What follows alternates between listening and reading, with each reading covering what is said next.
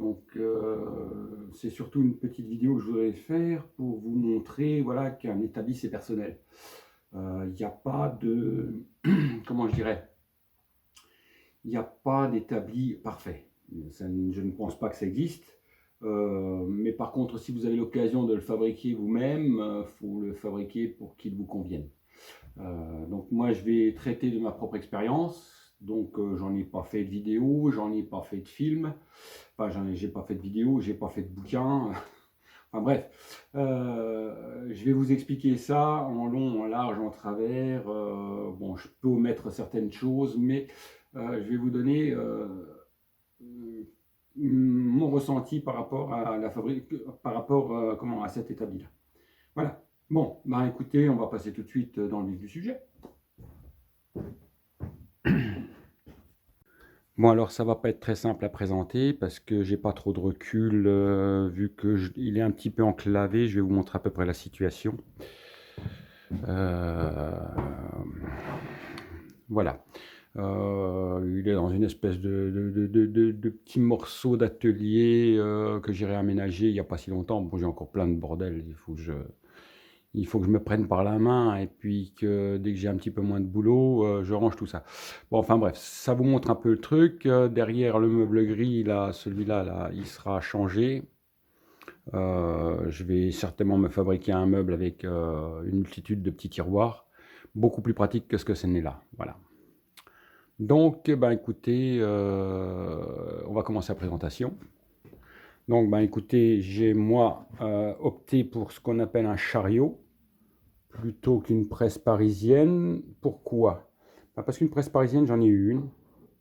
Et ça se foutait en crabe, c'était pas terrible, enfin je sais pas, une parisienne ou une allemande, je sais pas, enfin voilà, il y a plusieurs écoles.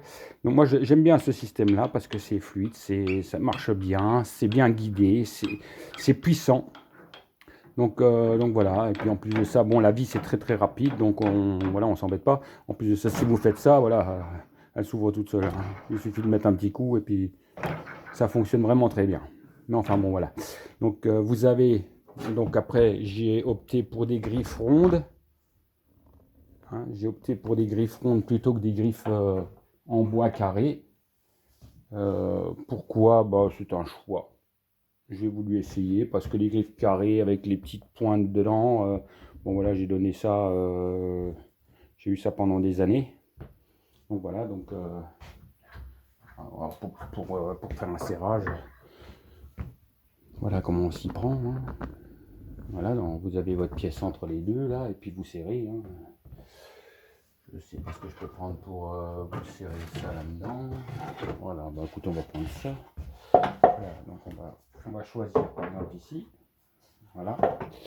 On va ouvrir. Bon, je pense que là tout le monde sait comment que ça fonctionne jusque là. Voilà. Voilà. Hop, c'est fait. Voilà. Vous voyez, donc c'est assez puissant.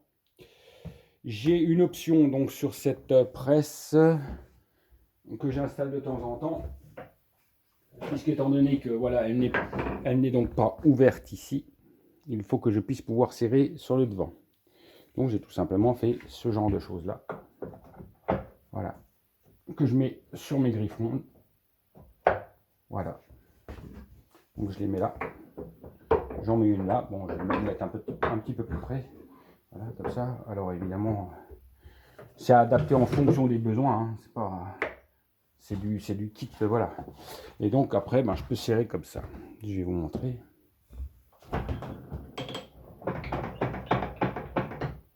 Et voilà. Et du coup, on a quelque chose de bien solide sur le devant, sans trop s'embêter. Voilà. C'est une petite option. Des choses comme ça, on peut en faire plein. Hein. Voilà, l'avantage, c'est que je me sers exactement des pièces qu'il y a sur l'établi. Ces petites choses-là ont ceci de pratique, c'est qu'en fait, eh ben, je peux aussi les intégrer directement là. C'est les mêmes trous.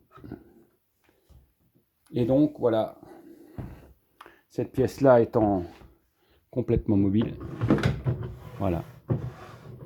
Alors vous avez vu que en général je range mes petites presses comme ça qui elles vont sur le dessus aussi. Vous voyez, c'est tout simplement un valet d'établi. Voilà, c'est tout simplement un valet d'établi. Et je le mets aussi régulièrement comme ça. Ça peut me servir de temps en temps pour faire un serrage directement sur cette presse là, enfin sur cet élément là qui est complètement mobile. Voilà, donc je vais reprendre ça, je vais le remettre là. Voilà, donc voilà pour ça. On reste sur les presses. Je vais vous montrer donc celle-ci. Celle-ci qui est ni plus ni moins que la presse de face, c'est la presse principale en gros. Bon, donc moi je n'ai pas opté pour les pieds inclinés, j'ai pas opté pour les tiroirs en dessous, tout ça, moi c'est de la fioriture, voilà, ça ne m'intéresse pas. Et puis j'ai d'autres systèmes qui sont bien plus pratiques que de me baisser pour couper. Voilà, la presse là sert surtout à mettre une planche en verticale dedans. C'est-à-dire voilà, je prends une planche, voilà, je la mets dedans. Et je serre. Et là, voilà, il va sans dire que c'est efficace. J'en demande pas plus. Maintenant, effectivement, sur une presse inclinée, vous allez pouvoir faire ceci, qui est peut-être un peu plus compliqué sur ce genre de presse-là. C'est serré sur le côté parce que celle-ci va se mettre légèrement en crabe et vous aurez que très peu d'appui sur la partie avant. Hein, vous serez bien appuyé sur la partie milieu, mais pas sur la partie avant. Ce qui peut être gênant. Hein, parce que ça peut basculer selon la taille de la pièce. Mais bon, moi ça ne me gêne pas, je vous expliquerai pourquoi tout à l'heure. Déjà parce que quand vous faites ça, voilà, mettons voir que vous voulez tracer vos queues d'aron, vous êtes toujours obligé de vous baisser, vous êtes obligé de scier comme ça, à moitié accroupi, pour moi c'est pas terrible. Donc j'ai une autre astuce. Bon. Après, je vous montre quand même, voilà, c'est un... Donc vous voyez, ça fonctionne super bien. Hein. Il y a de l'inertie, hein, c'est des volants en fonte. Et vous pouvez apercevoir en dessous un criss-cross. Voilà, j'ai opté pour ce système-là parce que la clavette avec le bout de bois, bon, je trouvais pas ça très pratique. Donc j'ai préféré attendre et puis me payer un truc vraiment bien. Voilà. Ensuite, ben voilà, j'ai opté aussi pour que tout soit bien à fleur. Je voulais pas de bâti en retrait ni quoi que ce soit, c'est pour ça que j'ai pas voulu de tiroir non plus, parce que moi c'est impératif que tout soit à fleur pour que je puisse serrer mes pièges. J'ai des portes, des trucs comme ça. Je fais pas de bricolage, voilà, c'est mon boulot, donc je veux quand même que ça soit tip top. Bon, donc les trous, ben vous voyez bien, c'est fait sur toute l'épaisseur. Là, on a une presse qui est quand même conséquente, hein, je sais pas combien ça fait de large, je vais vous dire ça immédiatement.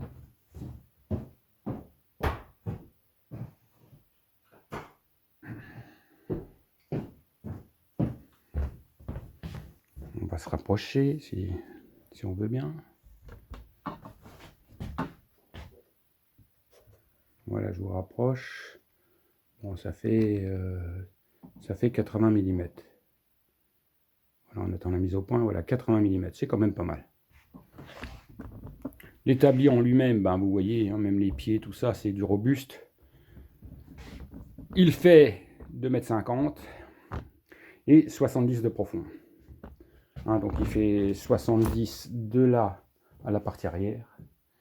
Et sa longueur est de 2,50 m.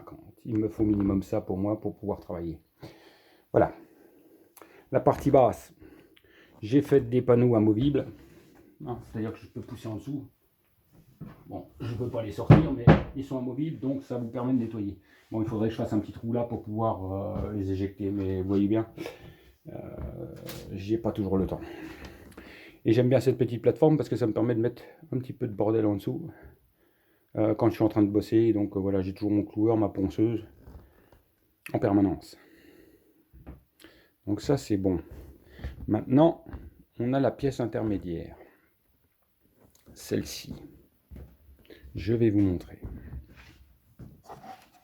On laisse ça. Et donc j'ai cette pièce-là.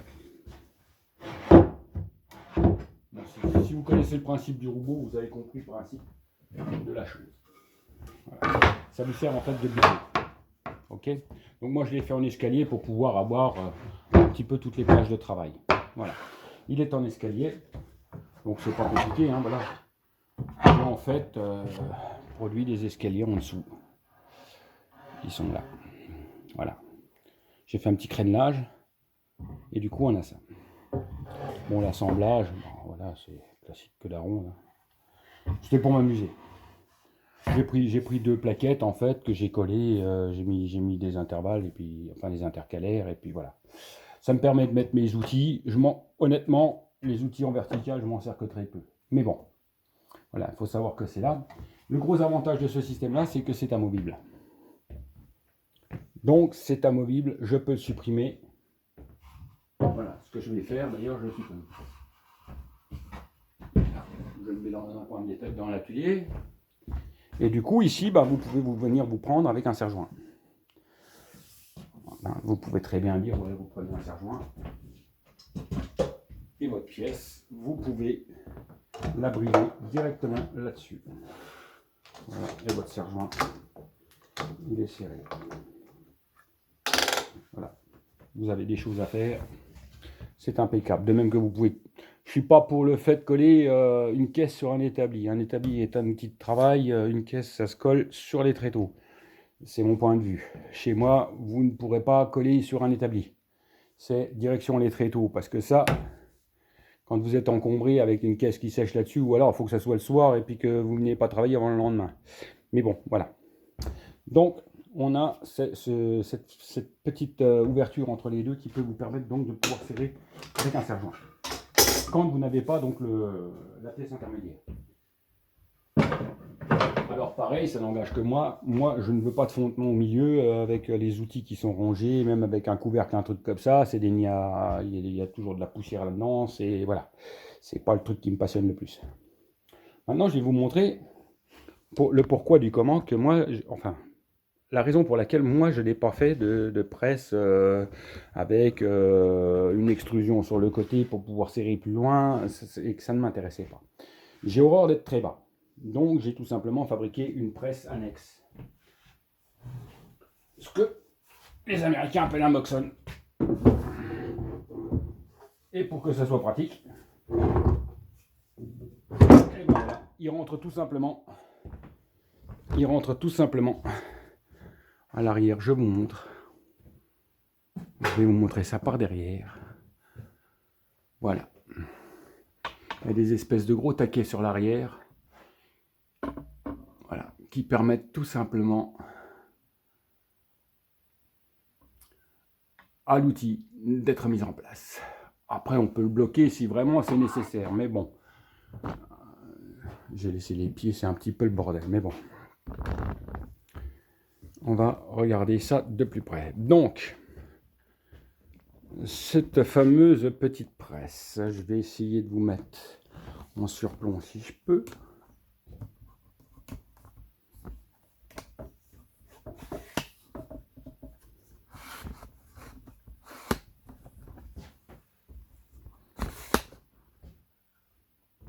Voilà. Voilà. Alors, je ne sais pas si on voit bien, si c'est pas trop mal. Voilà. On va laisser comme ça.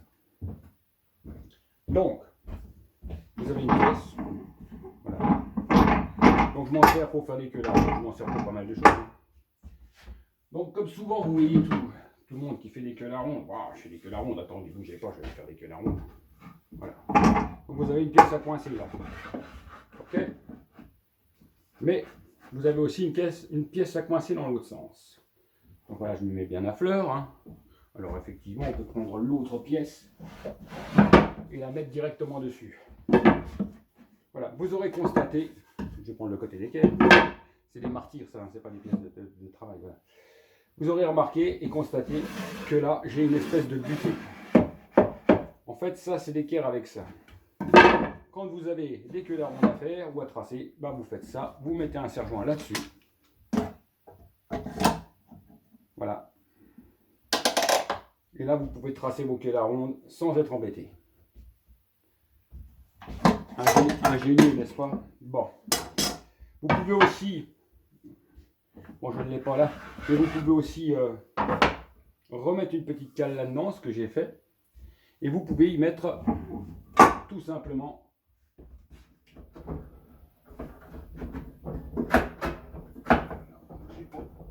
il est un peu raide mon truc.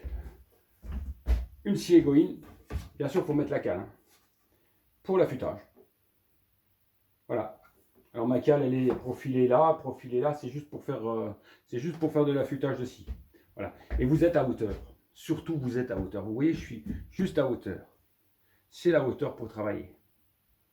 Et ça, c'est le truc primordial, à mon sens. Donc moi, j'ai horreur de me foutre à quatre pattes, je ne vais pas me mettre là. Voilà. Chacun fait comme il veut. Hein. Mais ça, c'est voilà, pour mon expérience personnelle. Voilà, il faut que je refasse ça un peu propre. Pour cette pièce-là, ben, écoutez, on a à peu près tout vu, il n'y a pas grand-chose à en dire. Hein, excepté qu'il y a un mouvement, donc vous voyez, puis ça c'est puissant, c'est pareil, c'est vraiment de la... Enfin, c'est du costaud. Et puis du coup, bah, vous pouvez pousser dessus, vous voyez, il ne bouge pas, il est fixe là-bas. Et il est juste tenu dans la rainure. Et l'avantage, c'est que, je vais vous montrer ça de plus près. J'ai mes pieds qui se lâchent, voilà. Je vais vous montrer ça de plus près, voilà, ici. Et bien tout simplement, il s'aligne là, avec le bas de l'établi. Ce qui fait que vous avez encore un support là. Et comme il se déplace, je peux aussi le mettre du côté là et profiter par la même occasion du petit truc là. Mais bon, ça je peux le déplacer aussi. Donc enfin, en fait, voilà, on n'a pas de limite. Vous pouvez faire ce que vous voulez avec ça. Je trouve ça vraiment bien. Maintenant, certains vont me dire oui, bon, ça c'est une pièce en plus à faire. Mais j'aime bien les petits établis comme ça. J'ai regardé longtemps, hein, j'en voulais quand même un beau. Et puis qu'il soit pratique. Et j'ai trouvé ça assez pratique par rapport à mon utilisation. Donc voilà. Voilà.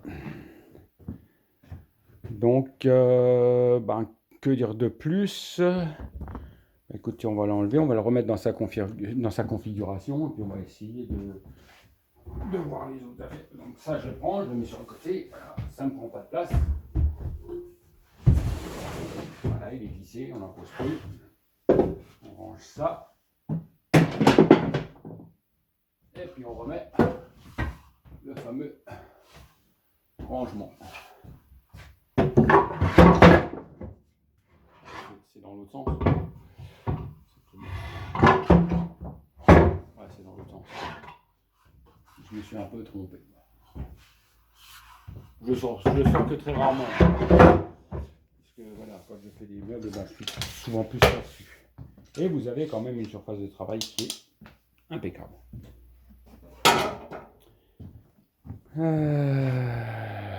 Que dire de plus? Attendez, je vais vous mettre face à vous.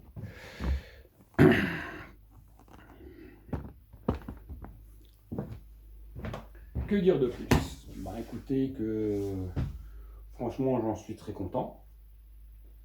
Que si vous avez à faire un établi, faites-vous une grosse masse comme ça, parce que j'avais un établi que j'avais acheté il y a longtemps, qui faisait 2 mètres par 55, un truc comme ça. Pas pratique. Un établi industriel, hein, fabriqué par en plus une personne du coin, enfin une société locale, réputée, et j'ai pas trouvé ça génial. La finition n'était pas terrible. Et donc je pense qu'il faut un établi, il faut se lancer et puis le fabriquer soi-même pour qu'il soit dans la configuration qui vous est propre. Voilà, j'ai pas d'autre chose à dire, je ne pense pas. Je pense avoir fait le tour. je peux pas, voilà, j'ai pas plus de choses que ça à vous dire. J'ai pas de porte pour la mettre dedans, sinon je vous aurais mis une porte, enfin je pourrais mettre un panneau. Enfin vous avez compris l'essentiel. Ce que je veux surtout dire, c'est que n'hésitez pas, si vous pouvez le faire, fabriquez-vous votre propre établi. C'est quand même la base. Pour travailler, pour faire n'importe quoi, ça c'est quand même... je regrette pas. Disons que je regrette pas. Bon, ça a un coût, hein, et le bois, tout ça, c'est pas gratuit. Les presses, certains d'entre vous doivent savoir combien ça coûte. Hein. C'est pas donné. Donc, j'ai opté voilà, pour ces systèmes-là. Et puis, je ne regrette absolument pas. Je regrette absolument pas. Je referme les presses parce que j'aime bien. On m'avait appris comme ça à l'école, alors je suis un peu maniaque, donc je ferme les presses. Ça sert certainement à rien, mais bon, c'est comme ça. Donc, je vais refaire un petit peu le tour du propriétaire si vous voulez. Je décroche l'appareil. Voilà, comme ça vous pouvez juger des sections de bois. Alors, c'est pas du bois haut de gamme, hein, bien que j'ai été chercher du frêne, bon, c'est pas le plus joli qu'il puisse y avoir. Mais bon, après, faut quand même se mettre à l'idée que voilà, c'est pas un meuble, pour moi, c'est un outil de travail.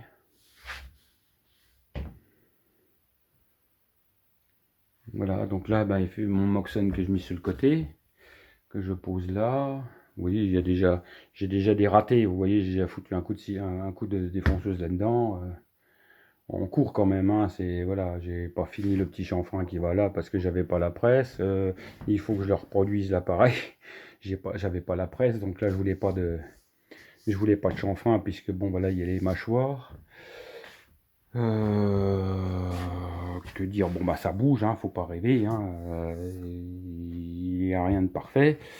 Mais c'est comme je vous redis, c'est vraiment un outil de travail. Donc voilà. Et puis quand je fais des collages, des choses comme ça, c'est quand même souvent plus sur des tréteaux avec des presses à cheviller que sur mon établi. Mon établi il ne me sert qu'à faire les entailles, à usiner, à visser, à voilà. Quand mes panneaux ils arrivent, donc depuis cette machine-là qui est la multibroche, parce que c'est quand même la machine qui me sert le plus souvent. Et je touillonne, je fais tout là-dessus, je pose mes coulisses de tiroir avec cette machine-là. Et donc c'est direction tout de suite là-haut. Et puis je pose mes coulisses de tiroir. Et ensuite ça va de ce côté-là. Bon là il y a un châssis en métal au sol. Mais normalement je mets mes tréteaux là. Et je fais le montage de mes caisses ici. Et puis en général, je peux monter une cuisine complète ici, un escalier ici, parce que là, voilà, j'ai une partie qui est ouverte sur le dessus. Donc, tout ça, c'est encore à aménager. J'avance au petit bonheur à la chance. Et puis, des retours de chantier. Donc, j'ai des trucs qui traînent partout, qui sont pas rangés. Bon, bref. Mais voilà. Donc, la position de mon établi, elle est juste là. C'est parce que de l'autre côté, j'ai toute ma quincaillerie, j'ai mes vis, j'ai tout ça. Et je mets mes panneaux à plat. J'équipe tous mes panneaux avant de faire le montage. Et comme ça, j'ai pas besoin de me baisser dans les caisses pour aller fixer une coulisse de tiroir ou... Enfin bref, voilà, ce que je vois très très souvent. Hein, les cales des portes sont montées sur les montants directement. Enfin, tout est équipé avant même d'assembler les caisses. Voilà, bon. Alors voilà, j'espère que cette petite vidéo vous aura plu. Ou aura été un petit peu instructive. Hein. Je vous montrerai, je vous apprends rien. Je vous ai juste donné mon ressenti par rapport à un établi. Bon. Et puis... en fait, je n'ai pas fait de vidéo depuis un bout de temps parce que je suis mais plus que débordé. Bon, j'ai des affaires à faire partout. Je viens de livrer une cuisine là. Bon, il faut savoir que je n'achète rien. Je fabrique tout, donc c'est beaucoup de boulot. Mais voilà, dès que je vais pouvoir, je vous refais des vidéos. Je vais réfléchir à ce que je vais faire, hein. Maintenant, on a quand même une petite communauté. Ben, vous avez monsieur Pirard Benoît, notre Belge, qui, voilà, qui fait en parallèle des choses et qui est très professionnel. Donc, si vous voulez apprendre des choses, ben, vous pouvez aller sur cette chaîne-là. Puis bon, il y en a encore quelques-uns d'autres, mais je ne vais pas. Voilà, je veux pas. Je les connais pas toutes, hein. Les vraies bonnes chaînes, je les connais pas toutes. Enfin bref, voilà. Si vous avez aussi Monsieur Dasneves, José, qui est un enseignant, qui doit œuvrer sur Lyon, il me semble. Et si vous voulez vraiment apprendre quelque chose, eh ben, vous allez sur sa chaîne et puis là, vous apprenez vraiment quelque chose, hein. Mais vraiment, hein, je ne parle pas de bricolage ni de gens entre guillemets autodidactes qui vous apprendraient des choses qui ne sont pas, voilà, qui sont pas les bonnes. Enfin, les bonnes. Est-ce qu'il y a vraiment des bonnes choses? Je ne sais pas. Mais voilà. Bon. Ben écoutez, sur ce, ben bon dimanche à tous, oui, parce qu'on est dimanche, je ne fais pas de vidéo autrement, j'ai pas le temps. J'ai un métier, je suis pas du tout youtubeur. Ok, bon, bah alors sur ce, eh ben, je vous souhaite un bon dimanche à tous. Et je vous remercie d'avoir suivi cette petite vidéo. Et puis, ma foi, à la prochaine. Au revoir.